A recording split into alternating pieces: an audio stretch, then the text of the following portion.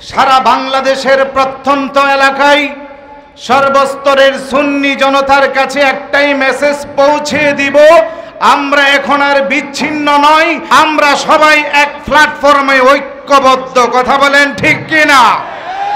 আগামী নির্বাচনকে সামনে রেখে আমরা সবার কাছে শুধু একটাই মেসেজ পৌঁছাবো, বৃহত্তর সুন্নি জোটের মাধ্যমে যেখানে যেই প্রার্থীকে দেওয়া হয় ওই প্রার্থীর জন্য আবাল বৃদ্ধ বনিতা পর্দার অন্তরালের মা বোনদেরকে সহ সবাই যেন তাদের ভোটাধিকার প্রয়োগ করে বাংলাদেশের সর্বোচ্চ আদালত সংসদে পৌঁছায়। কথা বলেন।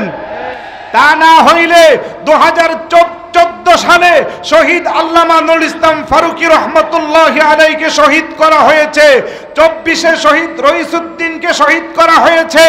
একের পর এক সুন্নি জনতাকে তারা যা ইচ্ছা তা করবে, তার সুষ্ঠু বিচার আমরা এই দেশে পাবো না। আমাদের সুষ্ঠু বিচার প্রক্রিয়ার দাবিতে আমাদের বৃহত্তর সুন্নি জোটের প্রার্থীকে সংসদে পাঠাতেই হবে ইনশাআল্লাহ। এই দাবি ব্যক্ত রেখে আমি শেষ করছি। আসসালামু আলাইকুম ওয়া রাহমাতুল্লাহি ওয়া বারাকাতুহু।